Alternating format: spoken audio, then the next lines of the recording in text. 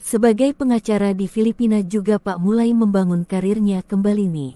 Sampai akhirnya di tahun 1996, Teddy pun sukses membuka sebuah firma hukumnya sendiri di Blacktown, Sydney dengan spesialisasi hukum imigrasi. Nah, sementara istrinya Ibu Loifah ini bekerja sebagai resepsionis di kantor barunya Teddy dan juga merangkap sebagai sekretaris suaminya gitu. Dan dari kesuksesan ini lawak, kemudian Teddy dan Loifah pun mampu membeli sebuah rumah lagi nih yang sangat bagus. Mewah besar pula kan di pinggiran utara kota Sydney. Nah, selama tinggal di rumah barunya tersebut, Teddy dan Loifah ini dikenal oleh para tetangganya sebagai penganut Katolik yang taat. Mereka juga dikenal sebagai tipe orang tua yang strike gitu kepada Chef Sama. Mereka tidak segan-segan menghukum anak mereka apabila perkataan mereka ini tidak dituruti oleh Chef dan Claudie. Nah, setiap kali ditanya oleh kerabat mereka, "Kenapa kalian kok setrikali sama dua anakku?"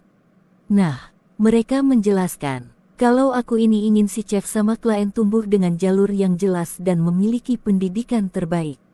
Aku ingin anak-anak aku tidak perlu berjuanglah kayak kami berduanya ketika mereka masih kecil di Filipina itu, dan tentu saja aku bakal senang kali kalau misalnya melihat anak-anakku Safe sama Claudine ini berhasil kayak bapaknya si Teddy." Nah, harapan Iti dan Loifah ini khususnya ditujukan kepada Chef anak laki-laki dan tertua mereka, dan mereka pun meminta Chef untuk belajar hukum.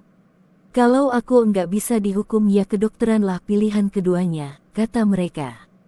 Tapi meskipun Teddy dan Loifah ini sangat strike, mereka sebenarnya juga sangat murah hati sama dua anaknya ini.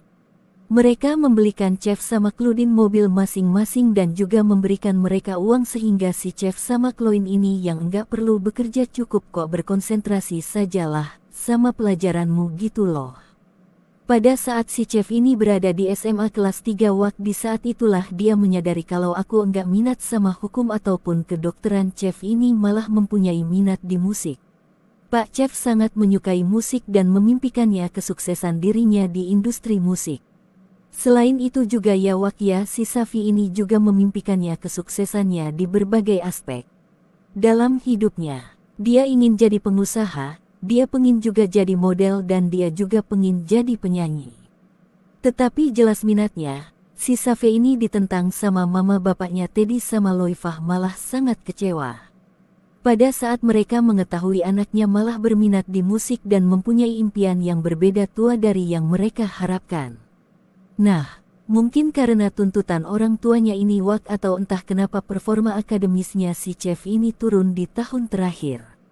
Hadiah di SMA itu yang membuat dia ini kemudian gagallah di ujian HSC-nya. Jadi HSC itu higher certificate gitu dan menurut info yang aku dibaca pada dasarnya HSC ini adalah ujian yang bisa memberikan siswa kesempatan untuk mendaftar di perguruan tinggi yang mereka inginkan. Cina mungkin sama kali ya kayak UAN atau UN di Indonesia.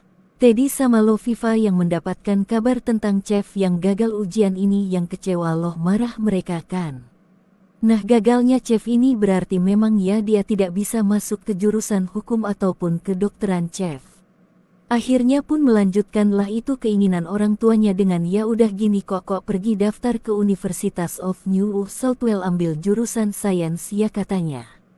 Nah, Teddy sama si Loifah ini tetap berharap setelah mengambil jurusan sains ini, si Chef akan kembali bisa mendapatkan kesempatan untuk mendaftar di jurusan kedokteran yang masih ada. Relate-nya lah gitu. Lanjut part selanjutnya. Ya mungkin atau lebih ke SMPTN atau sejenisnya kayak gitulah waktu kok Pokoknya kalau kau lulus kok bisa dipilih universitas mana yang kau mau gitu ya. Nah, si Chef enggak lulus.